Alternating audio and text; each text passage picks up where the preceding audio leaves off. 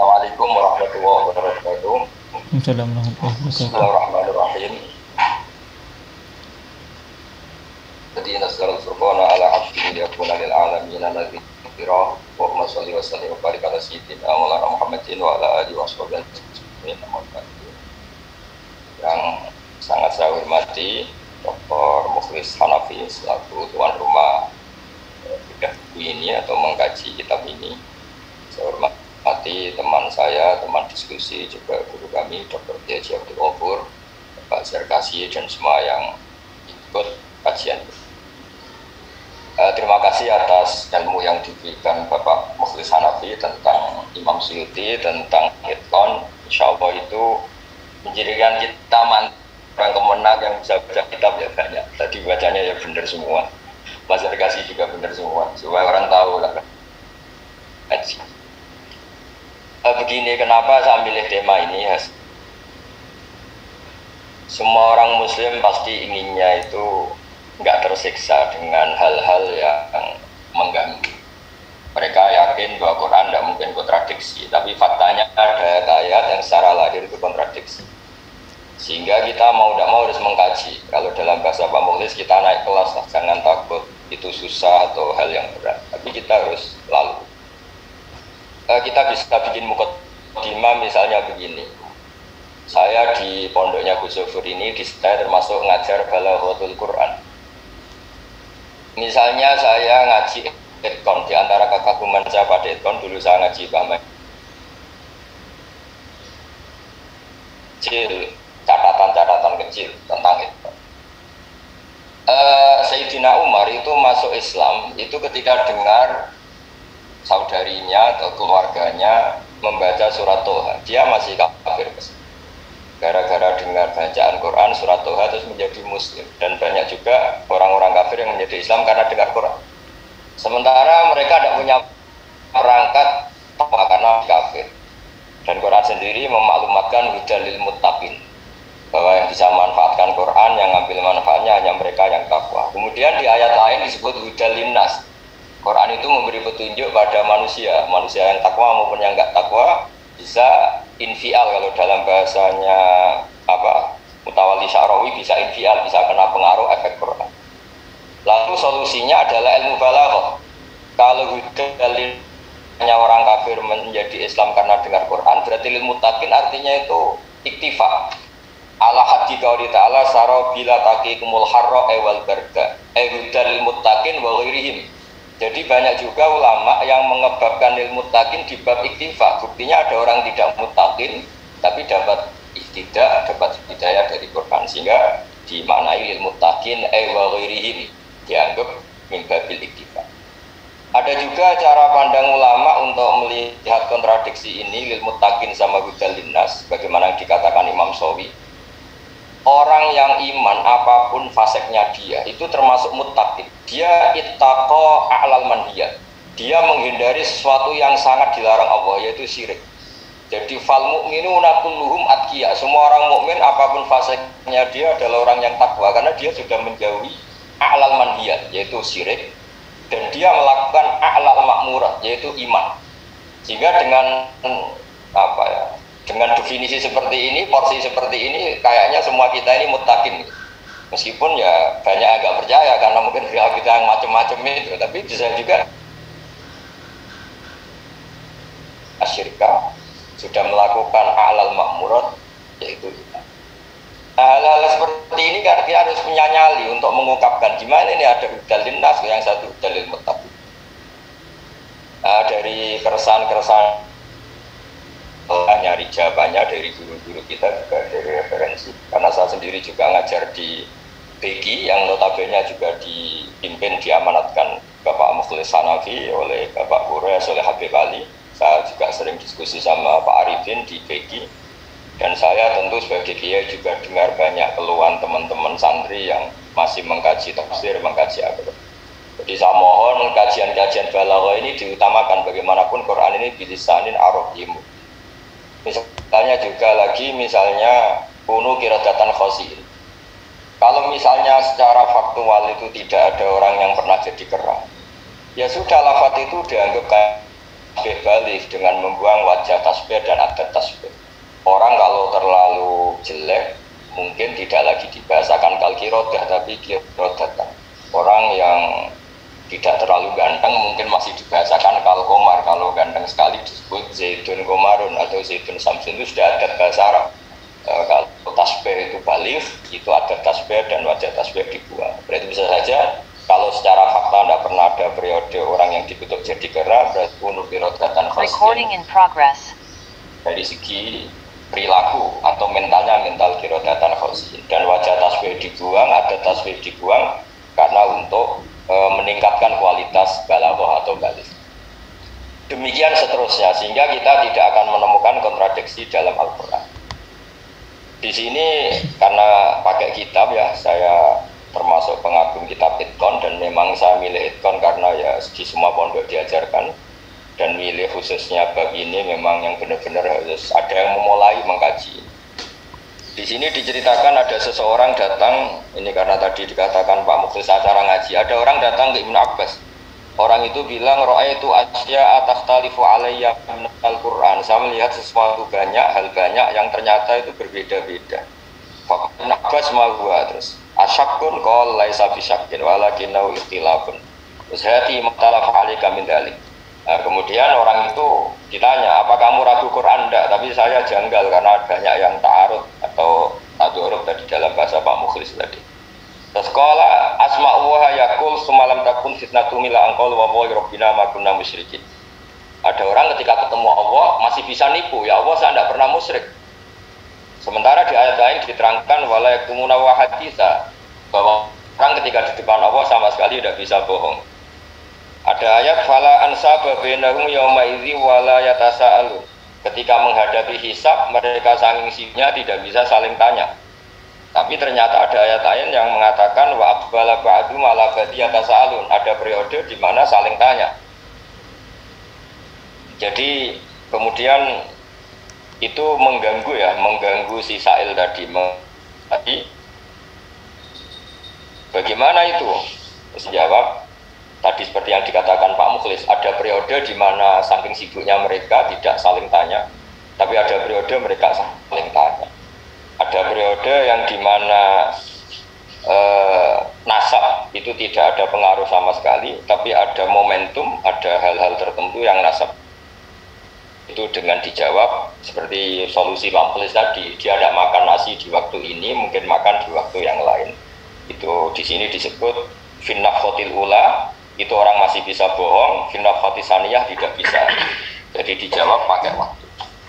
Lalu saya sebagai kiai yang nekuni di pesantren juga selalu nunggui santri. Memang paling enak menjawab ikhtilaf seperti itu memang ilmu balaghah. Satu, rasa kita sebagai manusia itu kan sama ya, di Arab maupun di Indonesia semuanya sama.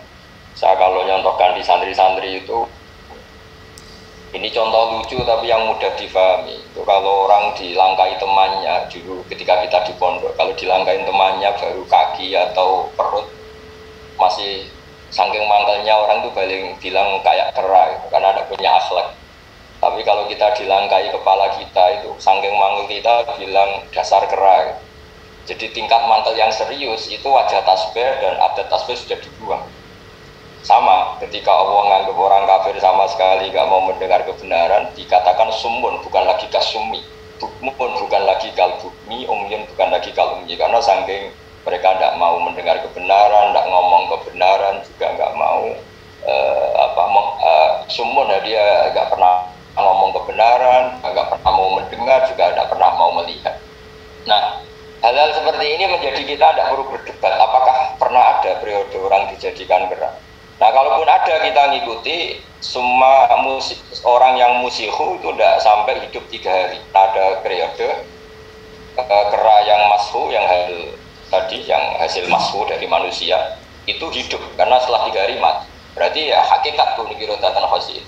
Kalau fakta itu nggak ada, kita masih punya solusi itu tasbih akal kiroda dibuang atau kiroda fi mereka atau hati mereka dan sebagainya.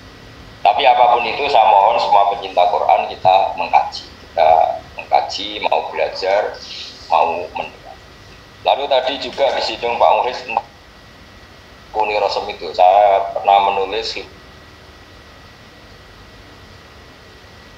dokumen Rosem Usmani dari berbagai perpustakaan di Mekah maupun dari Yaman yang memang benar-benar bentuknya Rosem Usmani ditemukan zaman Sidina Utsman.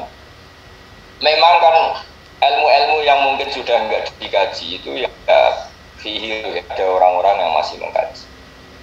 Misalnya orang sekarang mungkin janggal ya, walam kufuwan ahad misalnya ada saja di antara qari sab'ah yang membaca kuf'an atau kufuan. Karena setelah Imam Khalid bin Ahmad Al-Farihidi itu menulis hamzah dengan Rasul Ain, kufuan itu ditulis pakai wawu kok dibaca kuf'an. Juga sebaliknya yang ada hamzah ternyata nggak dibaca. Nah ini memang saya juga nggak bisa bayangkan kesulitan Pak Mukhlis dan kawan-kawan di Lajnah pentas saya. Bagaimana mungkin kita menulis Rosem Usmani sementara kita tahu hamzah itu tidak ada. Hamzah yang Rasul ini tidak ada karena waktu itu bilang ja umruun, niatnya hamzah ala suratil wawi, bilang ro'aitu imro'an niatnya hamzah suratil atif, marotu bimri'in niatnya itu hamzah ala suratil ya. Sehingga hamzah memang huruf yang nggak punya bentuk. Lalu setelah kita memilih sebagai muhammis, orang yang menghamzahkan itu mau tidak mau harus nulis dengan Rasul lain. Kita baca wa nabihum ad-dhaif Ibrahim. Tapi tetap saja di Rosem Usmani suratul ya. Ya kayak ad-dhibu, karena di Rosem Usmani suratul ya ada yang baca dzib. Begitu juga hayy talak dan seterusnya dan seterusnya. Memang kajian seperti itu juga fihi rijalu karena punya tantangan yang luar biasa. Di Itqan sampai diterangkan masalah hamzah itu, masalah hamzah katanya layak fi mujalladun wafid. Menulis hamzah jumlahnya itu tidak cukup 1 jilid.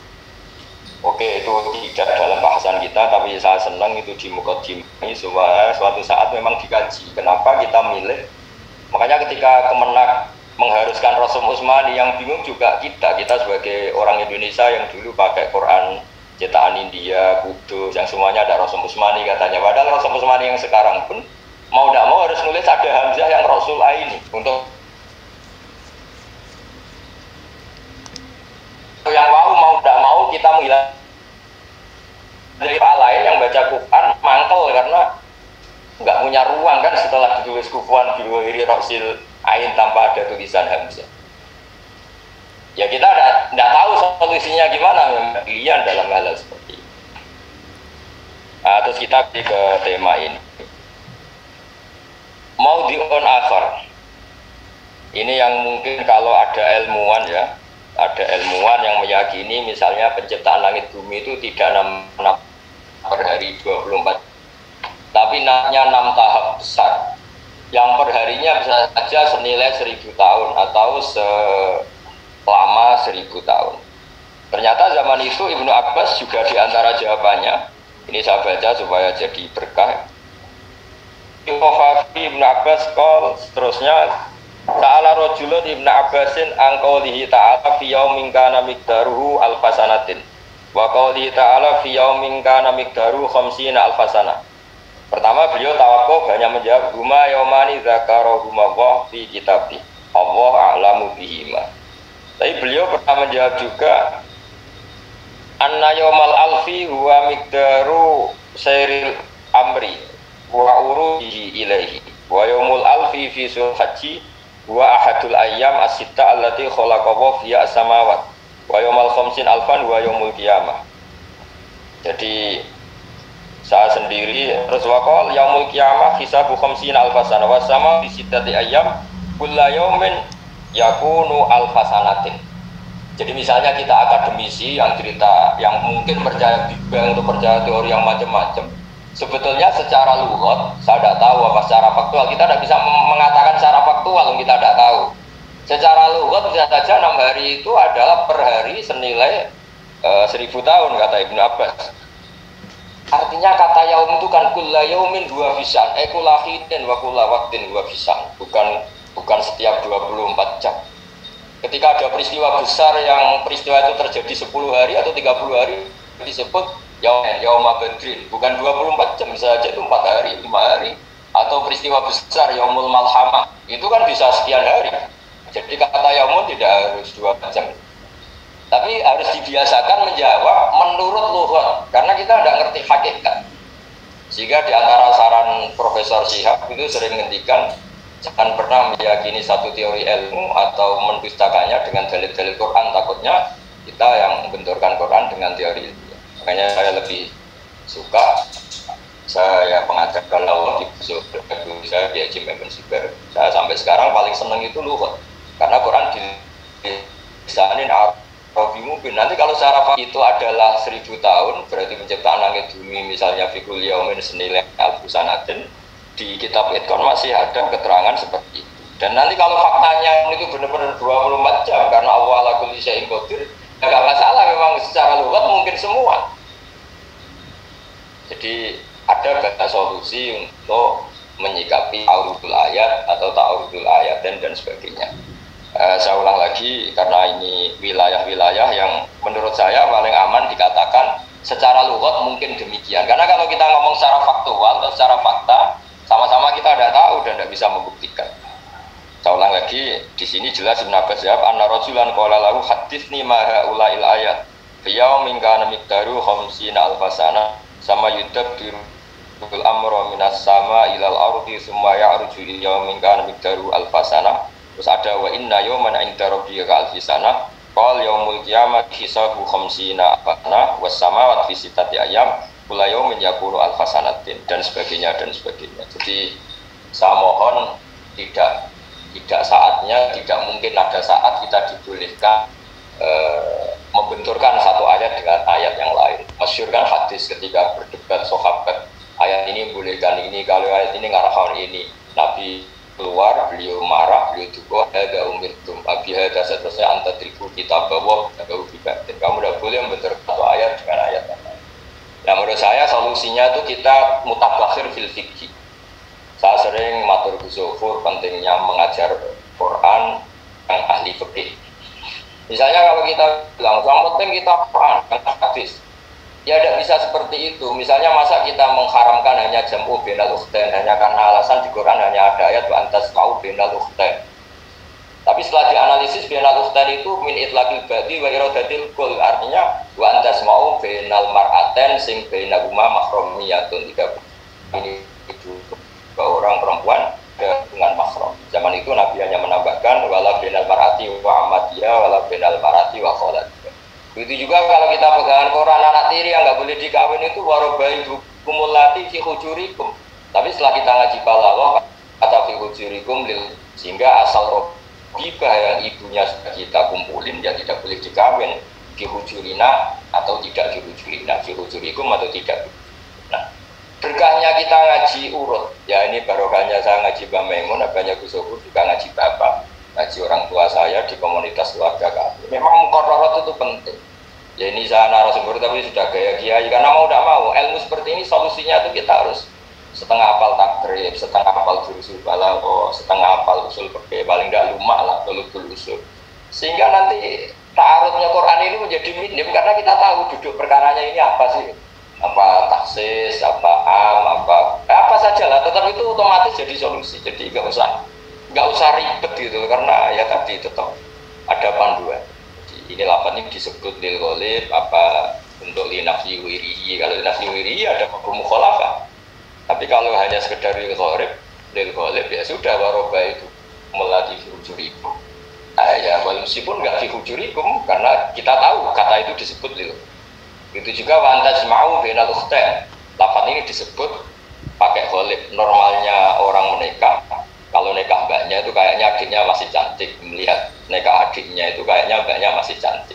Tapi kan nggak perlu dilarang, jangan nikahi Sri dan mbahnya. Masa kita cinta sama anak 17 tahun juga mbahnya yang 70 tahun, itu nggak usah dilarang pun kalau orang normal ya nggak kepikiran kan. Jadi nggak perlu apa ngendikan wantas mau bainal mar'ati wa jadatiha. Masa iya gitu. Jadi kalau bainal ukhtain ya masih agak-agak gimana. Kalau di Jawa kan ada munggahi, ada ngeduni. Mbaknya mati, mungkin ada orang tertentu ya matur nuwun, itu ada baik karena bisa ngeduni adiknya ya.